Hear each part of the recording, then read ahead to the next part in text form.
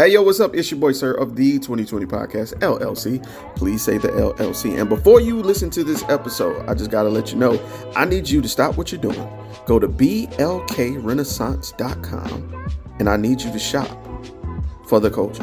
That's right. Anytime you use the promo code LLC20 at Black Renaissance Clothing's website, you will get 20% off your order. Off rip, no questions asked. So do me a favor and do it for the culture. Peace. Hey, this is KJ, and I have a question for you. When was the last time you got something nice for yourself? That's what I thought. So why not visit www.theblurredsyndicate.com and get something that will help you express who you really are. They've got shirts, mugs, purses, mouse pads, and even aprons for the grillers of the family. So if you're a fan of anime, pro wrestling, or hell, even the Golden Girls, the Blurred Syndicate has got you covered.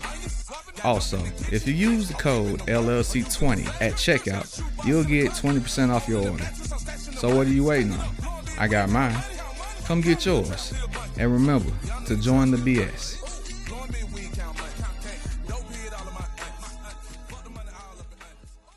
Hey, this is Butter So Fly of Powerlines Poetry, here to let you know anytime I feel good, I have to look good, so you have to listen to me. Make sure you go to gurudesigns.com, use a 3 instead of an E.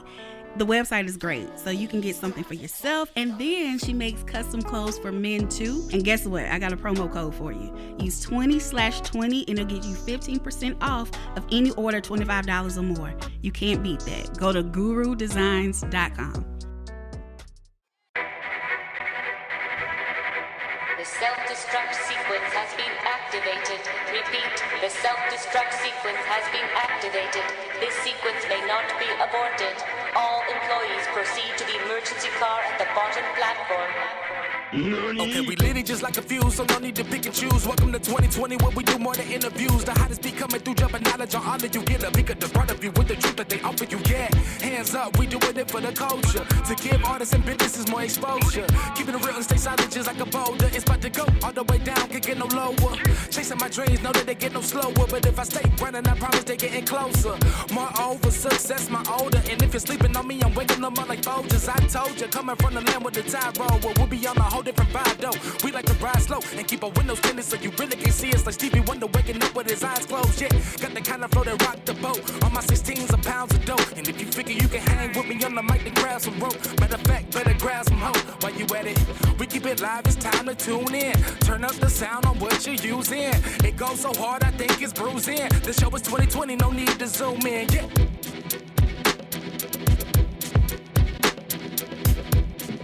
Hey, what's up?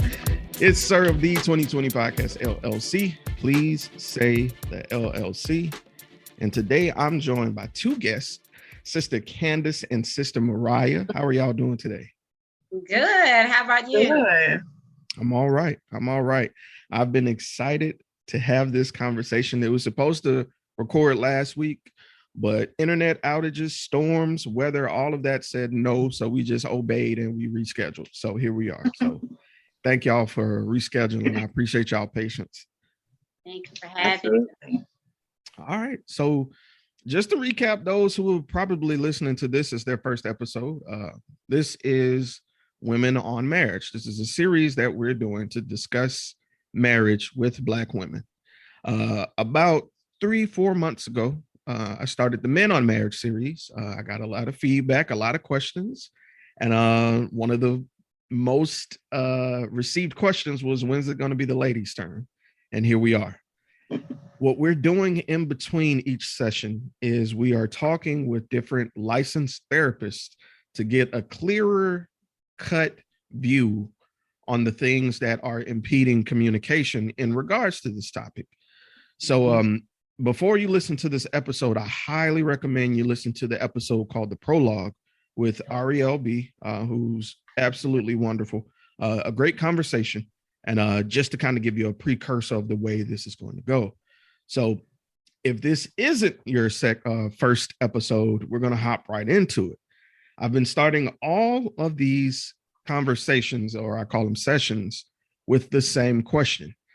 And that is, basically the definitions that matter most. So I'm going to ask you guys your definitions of 3 key words because I believe communication is key to everything. So I'm going to ask you both, what is your definition of an expectation?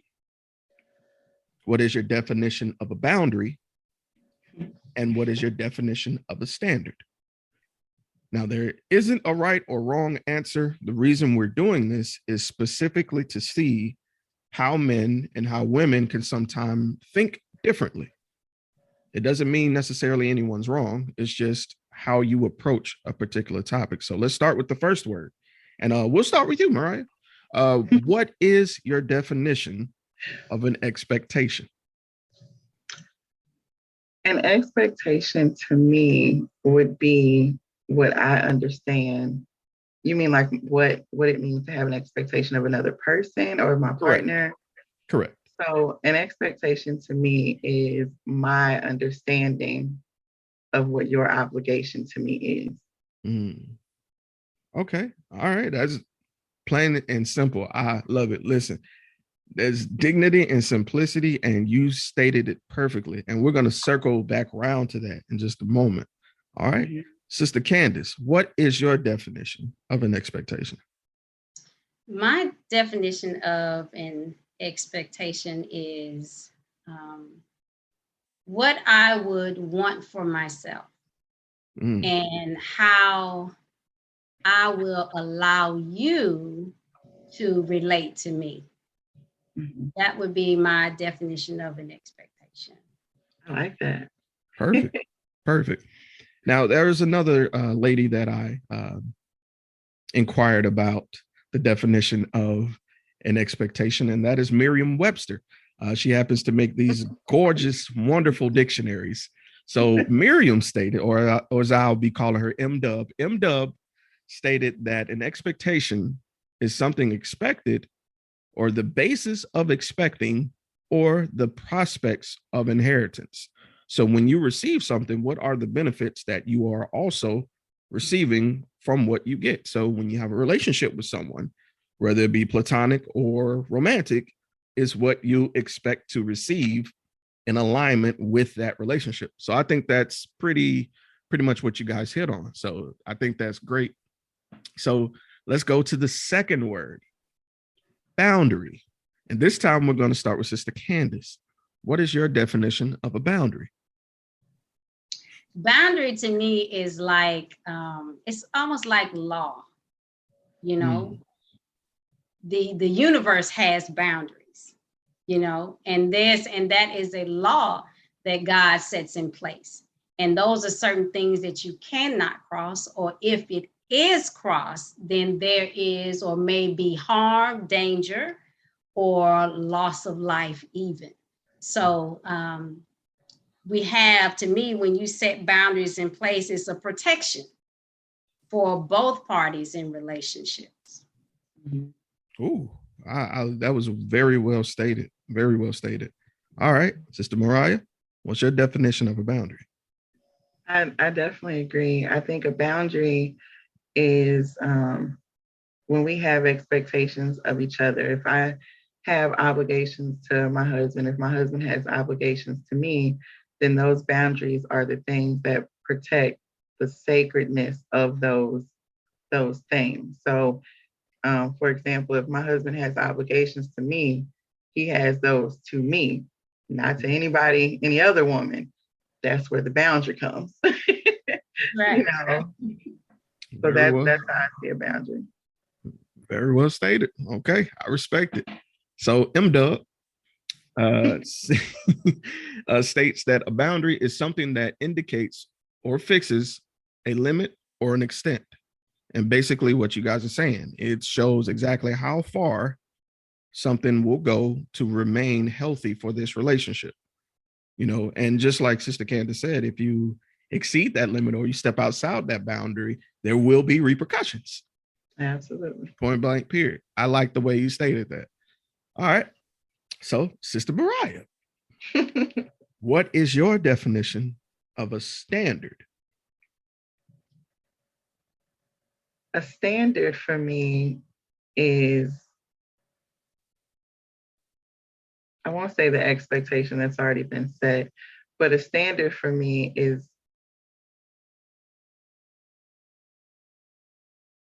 like the set level to which those expectations come from. So if I have an expectation of you, it's because I've already seen the standard. I've studied the standard. The standard's already in front of me. So the standard is just like that representation of what where my expectation comes from. If I have this expectation of you, then it's because I've already seen it. I've already seen the illustration of it. And that illustration of it is the standard. Very well. All right. And Sister Candace? For me, standard, it can be stated in 2 words or defined in 2 words, and that's moral code or moral ethics. You know, we can say, well, we all have standards, but we have to apply it and apply it properly. And we have to figure out where our standards come from. You know, whose standards are we upholding? Because it can be so tricky to think that we have standards, but when we look at it, whose standards are we upholding? We have to be a standard bearer for something. Right. It's just who are we going to be a standard bearer for? Okay. And that is spot on with the definition from Merriam-Webster. And the reason that I'm harping back to these definitions is because communication is the exchange of expressions and in most cases words. And we have to be on one accord of what words mean to each other. Right. So that's why I wanted to start there. So a standard, according to Merriam, is something established by authority, custom, or general consent as a model or an example. And you guys, both of you guys mentioned all of those, which I find astounding. With most people I've interviewed, they mention 1 or even 2 maybe, but never all 3. You guys hit all 3 independently, which my hat's off to you. My hat is off to you. Study the same stuff. I like that. We have a very good teacher. Very good teacher. Shucks. All right. So let's get into the basis of the loss of communication, because that is where I'm hearing the most ruffling of feathers when it comes to these situations, with whether it be relationships, whether they be friendships or whatever. What do you guys, and I'll start with you, Sister Candace, where do you think the loss of communication stems from? Loss of moral code. We lose our way in that standard, in the law, in our expectations of ourselves first and of others, you know. So that communication thing is key to any relationship. And you hit it right on the head when you said it's an exchange of expression. It is sending, receiving, and sending again, because I can talk to you, you know, I'm sending information, I'm sending words, but then you have to send back what you heard so that we can see if there's understanding of what went out first. So if we don't have that, and if there's a break in that communication, then that starts the breakdown of relationships. Right. All right. What about you, Sister Mariah? And you said what? Can you repeat your question? Absolutely. No problem. Where do you think the loss of communication stems from? Okay, I wanted to make sure I was thinking right. So I went to school for communication. And one of the things that I learned was, like my sister said, in communication, there's 2 parts. There's a sender and there's a receiver. And what I learned was anything that stops the receiver from getting the information is called noise. And the thing is, noise can even be silent. So if I say, I'm so happy to be invited on your, and you're like, on my what? That's noise. You know what I mean? So I think that when it comes to a break in communication or loss in communication, sometimes we miss that it's actually on the part of what the law of communication says. It's on the receiver, like my sister said, to make sure that you got that information. So I think that when there's a break in communication, oftentimes it comes because of assumptions that person understood what we wanted and they still failed to meet our expectation, or a third party, where there's communication going on between two people, but what the receiver doesn't see is that the sender had someone else in their ear before it got to them. That's right. So I think that when there's a break in communication, we have to stop and take a second to really be open to learn what the noise is that stopped the communication from getting where it was supposed to go. Absolutely. I'm glad you brought up a third party. The reason I'm glad you did is because a common thought I have is that social media has now become a third party for some. There's this constant comparison that's going on. So do you feel social media can skew what people's idea of a healthy relationship or even healthy communication is? Yes, I think it can, because the thing with social media is as great as it is, because it allows you to have access to so many different things that you may not have had access to. The other side of it is there's no accountability. So you listen to people who are giving friendship advice or relationship gurus and all this stuff, and then there's no accountability for you to know, well, where did you even get your information from? You know what I mean? Like who or what is your standard? And a lot of times we don't question those things. We run with it. We say, well, such and such said that my man should be doing this, that, or whatever.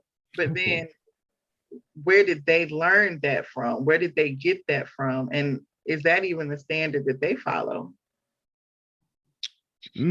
Okay. And Sister Candace, what about you? What comes to my mind is this.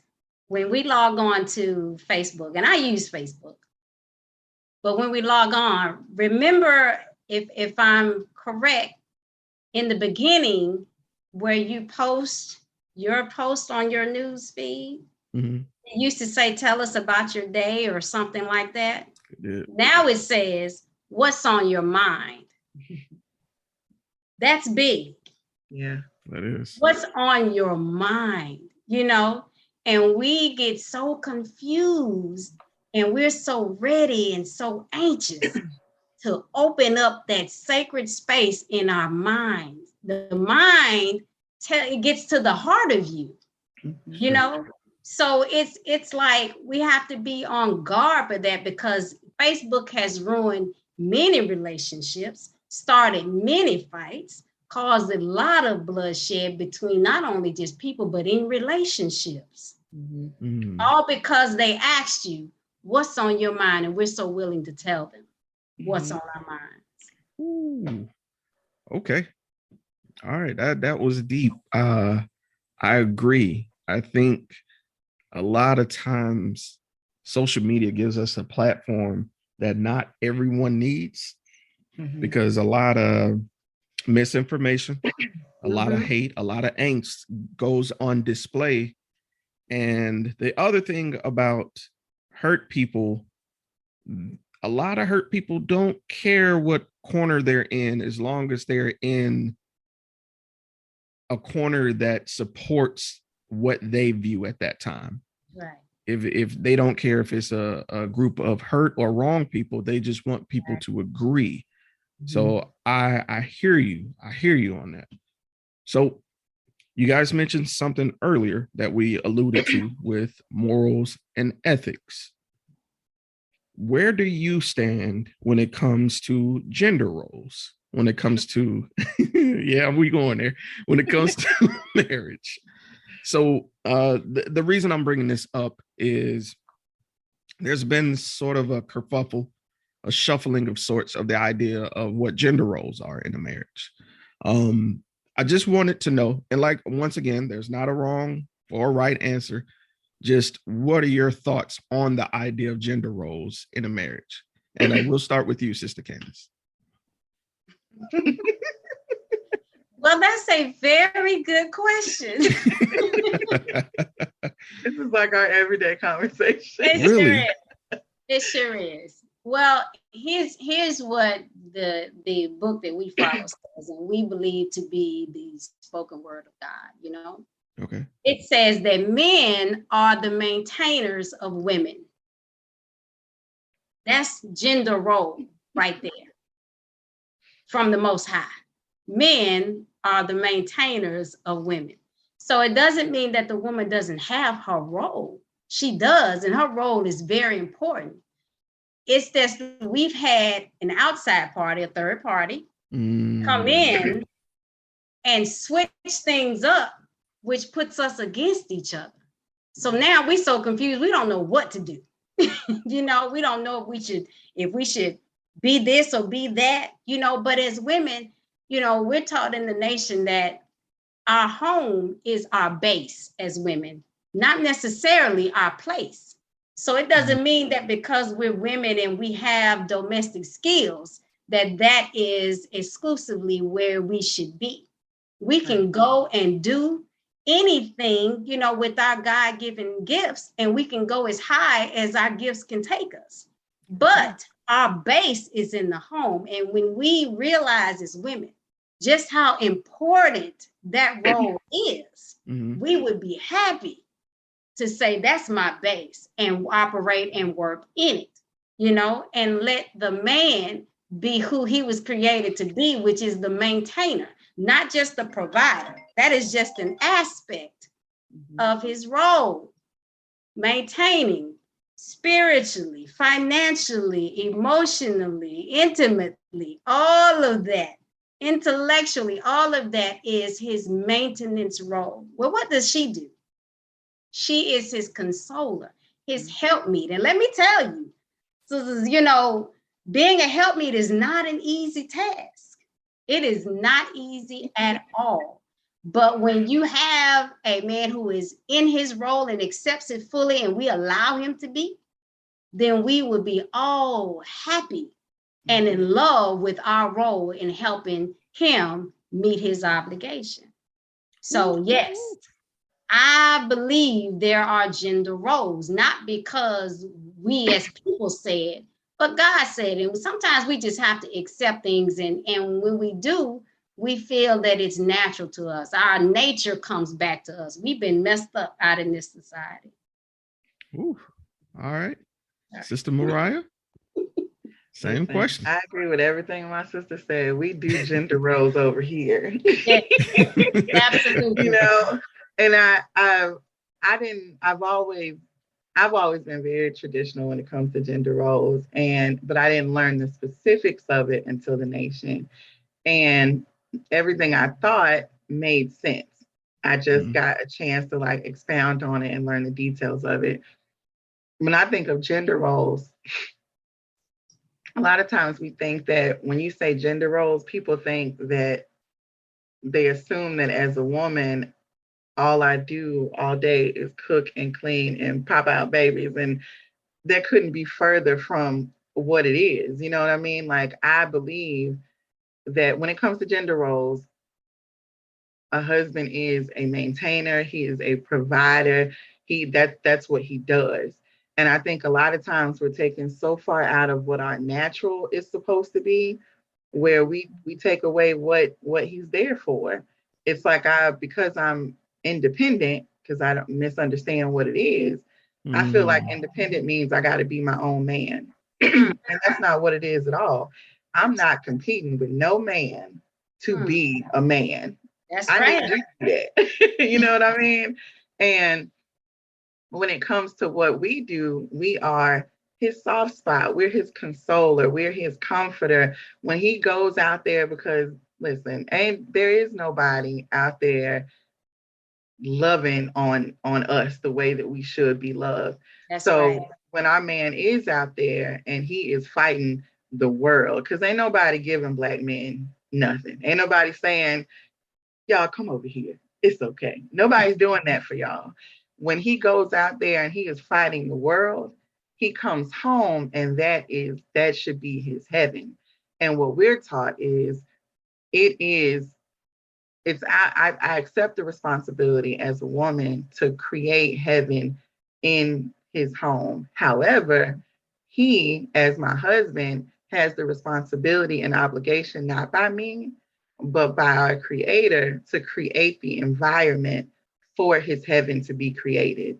So anytime that there's like a struggle with gender roles or whatever it is, the real question is, what environment has been created? Because a lot of how we're functioning now, it's like we're functioning out of chaos, but we don't even realize that it's chaos because it's our norm. You know what I mean? Like, struggle is our norm. I feel like I don't need a man in the house because I didn't grow up with a man in the house, and my mama didn't grow up with a man in the house, and we did just fine. No, we doing all that over here. You know what I mean? Like, we fall into those roles because if my husband as the head falls into his role of who he is as a man and understands who he is as a man, then I can fully fall into what I'm supposed to be for you as a woman. And when we don't, that's when we feel like we got to go to other people or other stuff to fill those voids because we naturally not that. You know what I mean? In the nation, we're taught you can't even reach your full level of godship without a woman. Without a woman. We're taught that marriage is one half of our faith. If you could walk around with just one half of your body, what would you be able to do with just half of yourself? But that's how a lot of us are functioning. A lot of us are functioning without really knowing what it is to have somebody who was made for you to be your comforter. A lot of us don't even know what it is to be fully comforted or how it feels as a woman to be provided for. If there were more of us who fell into what our roles should be and what our roles were designated to be, you would even in that person unlock a love that you have never seen before. Like, I didn't even know she could do this. I didn't even know she could cook this, because she's in her natural element to create a heaven. We're not looking for, and when I say heaven, I'm not even talking about gates that we talking about going to when we're not even here no more. I'm talking about land of milk and honey and all that when you step in the door. A lot of us don't know what that feels like, to have heaven in your home and to construct marriage in a way where you understand that it's a half of your faith. Because when you're connected to him and he's connected to God, there's like, it just moves so many communication. You might have trials and things, but you go through them so much easier when you're connected to the right thing. May I add one more thing? Absolutely. Sister Mariah mentioned, if you had half a body, that's in another sense, that's being unbalanced. And marriage, a wife and husband, man and woman, we bring balance to each other, right? But the thing that we also have to get is we have to be balanced individually. And I think sometimes what happens is when we're not balanced as an individual woman or individual man, just like if you were blind in one eye, your body compensates for that. Right. So then we may find ourselves doing things that we would normally do if we were balanced. So, we have to, take that into account as well. What we're seeing in a lot of relationships is an imbalance on both sides. So we got to get balance first here individually, so we can bring balance to each other, as a family unit. I agree. I think, I'm sorry, can I add something? No, go for it. Do it. One of my, we read all the time. One of the books that I really love is this one it's called After You Say I Do by student minister Nuri Muhammad. And he has Before You Say I Do too. Yeah. And one of the things that he mentions in his book, After You Say I Do, is us understanding even the language of each other. Sometimes we get frustrated because we might say something and that person may not understand or whatever. And this to me falls under gender roles, because we don't communicate the same way. And sometimes that's where frustration and breaks in communication come from, because I want him to understand what I'm saying as a woman when that's not really how he may listen. And one of the things that Minister Neri says is that the language of a female is security. And when you think about gender roles, a lot of people that I know that may not see gender roles like I do, when it comes to women, it's because there's been some type of I don't know if impediment is the word, to our security. We feel like I got to be independent. I got to get it out the mud myself because somebody failed me. And really what it is somebody failed in securing you. So now you feel like you have to do it yourself, and you can't even allow a man to be able to do it for you when that's what he by nature is supposed to be doing. And then on the other side of that, he says that the language of a man is honor and respect and admiration. And a lot of our men that kind of don't fall into the role that they should, it's because they're seeking that stuff elsewhere, because we don't understand that we can provide that to ourselves. There's such a happiness that you'll get and a peace that you get when you fall into by nature what you're supposed to be. Ooh, I'm glad you spoke up, kind of like a response piece in regards to the way people can view security. And I'm going to tie into that trauma. So let me ask you, in what ways or some of the traumas you feel affect us or our view of relationships as a whole, whether it be in communications, like you guys were saying, insecurity, like what are some traumas that we downplay as a community that can affect the way that we view our relationships with others? Oh, I didn't even assign a person. I'm sorry. Let's start with Sister Mariah on that one. What kinds of traumas? Yes, ma'am. Man, I think anything that you really felt hurt from. It could be like sexual trauma, and that'll hurt you because there may be certain things that you don't like that aren't even tied to this person that they may not understand. There may be things where you had a bad relationship with your mother. So then you feel like, or you have issues of like abandonment. As Black people, we've experienced things. And I know people are like, well, all people have experienced stuff. No people, to me, have experienced generational trauma like we have.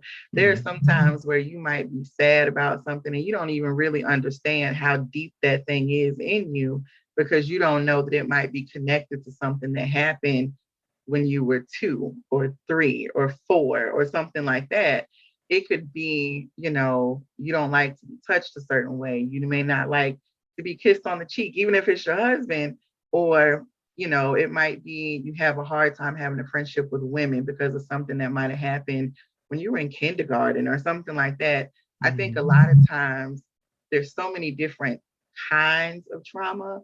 It's really not even just a few to pick out. It could be, because I think you can be in a relationship and certain things that might happen in that relationship trigger things that you don't even realize were trauma. Sometimes we feel like, well, that's just something I don't like, or that might just be a bad memory, but that is trauma. Good point. All right, Sister Candace.